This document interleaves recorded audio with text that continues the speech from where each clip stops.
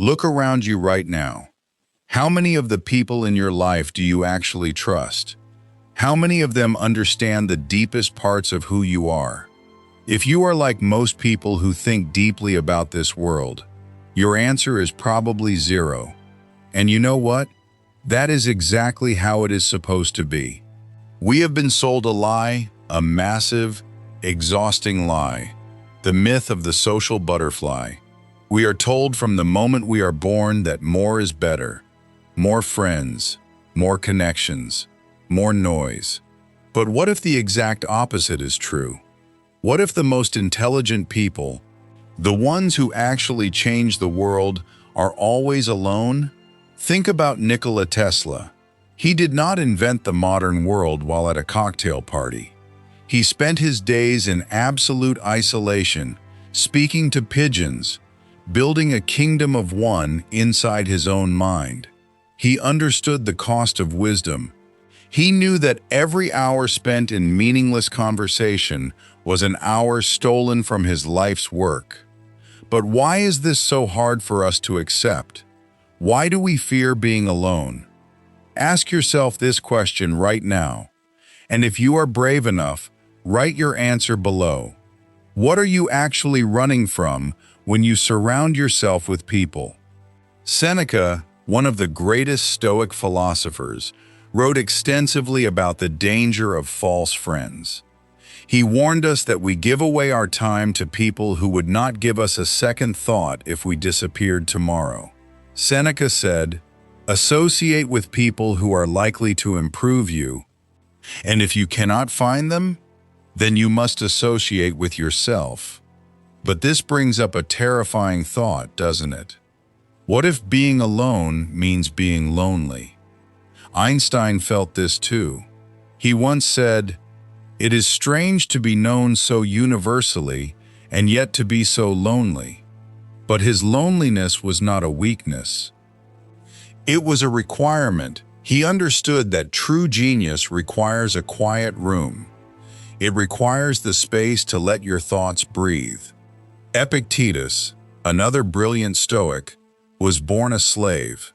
He spent most of his early life surrounded by people who owned him, who controlled his every move. When he finally gained his freedom, do you think he ran into the crowds? No. He built his philosophy on the idea of selective association. He realized that the people you spend time with will eventually dictate the person you become. So, who are you becoming? Look at your inner circle. Are they pushing you to be better, or are they just dragging you down to their level so they do not have to feel bad about themselves? This is the hidden cost of wisdom. The smarter you get, the fewer people you will be able to relate to. You will start to see through the superficial conversations, the endless gossip, the obsession with things that do not actually matter, and you will find yourself pulling away, not out of arrogance, but out of self-preservation. You are building a kingdom of one, a place where your mind can finally rest. But how do you actually do this? How do you learn to be alone without being lonely? It starts with a shift in perspective. You have to stop seeing isolation as a punishment and start seeing it as a privilege. Think about the last time you were truly alone. No phone, no distractions, just you and your thoughts. Were you terrified? Or were you finally at peace? Ask yourself this question right now. And if you are brave enough, write your answer below. When was the last time you sat in complete silence and actually enjoyed it? This is where the magic happens. This is where you figure out who you actually are, instead of who the world wants you to be. The myth of the social butterfly is designed to keep you distracted. It keeps you moving from one meaningless interaction to the next, so you never have to sit still and face yourself. But the greatest minds in history refused to play this game. They chose the quiet room. They chose the difficult path. They chose to be alone, and because of that, they changed the world. You have the exact same choice right now. Are you going to keep pretending? Are you going to keep shrinking yourself to fit into rooms where you do not belong? Or are you going to embrace the solitude? Are you going to build your kingdom of one? But wait, let us go deeper into this, because I know what you are thinking. You are thinking, but humans are social creatures. We need connection to survive. And you are right, we do. But there is a massive difference between genuine connection and desperate attachment. Look closely at the relationships around you. Are they built on mutual growth or mutual distraction? When you sit in a room with your friends, are you discussing ideas or are you discussing other people? Seneca was brutal in his assessment of this. He believed that most people cling to others simply because they are terrified of their own reflection. They use the noise of the crowd to drown out the silence of their own minds. And the cost? The cost is your potential. The cost is the person you were meant to become. Every time you say yes to a social obligation out of guilt, you are saying no to your own development. Every time you force yourself to fit in, you are killing a piece of what makes you unique. Tesla understood this better than anyone. People called him crazy. They called him eccentric. They mocked him for his obsession with his work and his lack of a social life. But while they were busy gossiping, he was busy lighting up the world. He chose his work over their approval. And that is the choice you have to make today. Are you willing to be misunderstood? Are you willing to be the villain in someone else's story, just so you can be the hero in your own? Because that is what it takes. The path to wisdom is not a crowded highway. It is a lonely dirt road, and the further you walk down it, the fewer people you will see. But here is the beautiful part. The people you do meet on that road are the ones who actually matter. They are the ones who are walking the same path. They are the ones who understand the value of silence. Epictetus taught us that we cannot control what other people think of us. We can only control how we respond to it. If they call you antisocial, let them. If they call you arrogant, let them. Your peace of mind is not up for debate. Your kingdom of one is yours to protect. And the strongest walls you can build are made of boundaries. You have to learn to say no. No to the draining conversations. No to the toxic environments. No to the people who take more than they give. It will be uncomfortable at first. You will feel guilty. You will feel like you are missing out. But push through it. Because on the other side of that guilt is freedom. The freedom to finally hear your own thoughts. The freedom to figure out what you actually want out of this life. Einstein did not discover relativity by asking for permission. He discovered it by locking himself in a room and trusting his own intuition. He knew that the answers he was looking for were not out there in the crowd. They were inside him. And the exact same is true for you. Everything you are looking for, the purpose, the clarity, the peace, it is all inside you right now. But you cannot hear it over the noise. You have to turn down the volume of the world so you can finally hear yourself. This is the true cost of wisdom. It costs you your comfort. It costs you your illusions. It costs you the people who were never really there for you in the first place. But what you gain is everything. You gain yourself. And once you have that, you can never be lonely again. You realize that being alone is not a state of lack. It is a state of abundance. It is the ultimate proof that you are enough, just as you are. So the next time you feel that pull to reach out to someone just because you are bored, stop, take a breath, sit in the silence, let it wash over you, and ask yourself, what is this silence trying to teach me? Because I promise you, it has something to say. You just have to be willing to listen. We have been conditioned to believe that a full calendar means a full life. But true fulfillment is not found in the quantity of your social interactions.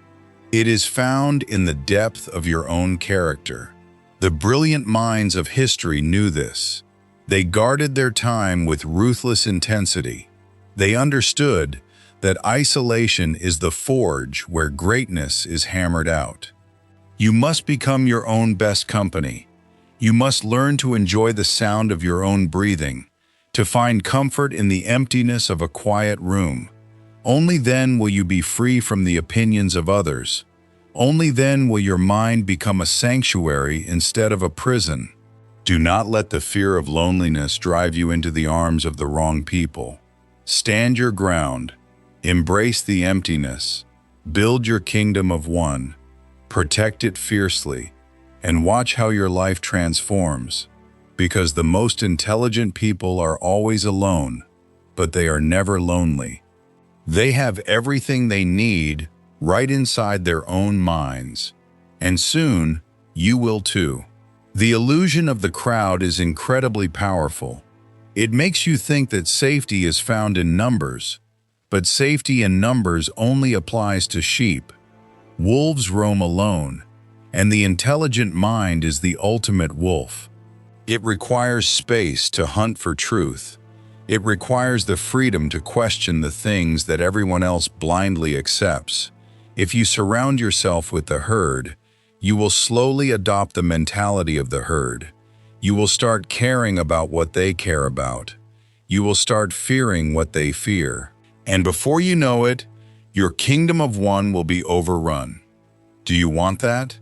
Do you want to sacrifice your brilliance for a fleeting sense of belonging? The choice is yours to make, but recognize the cost before you pay it.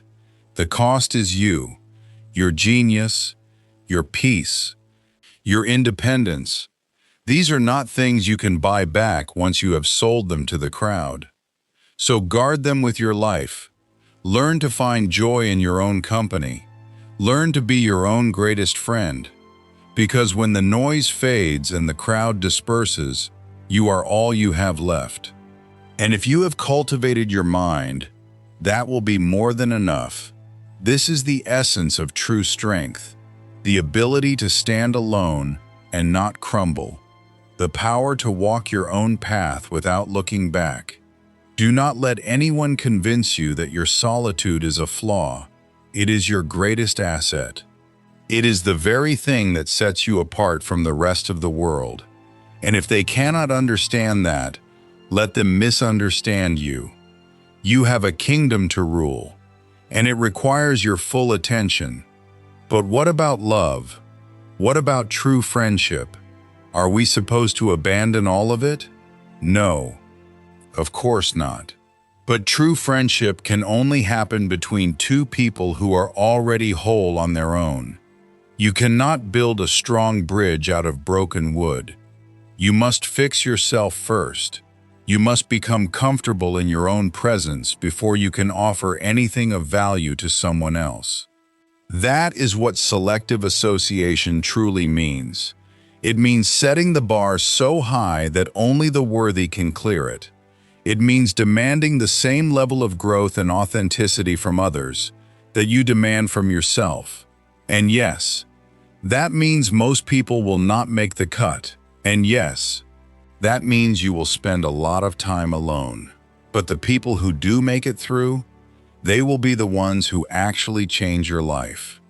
They will be the ones who challenge you, who inspire you, who make you better. Until you find them, you must be patient. You must wait in the silence. You must continue to build your kingdom.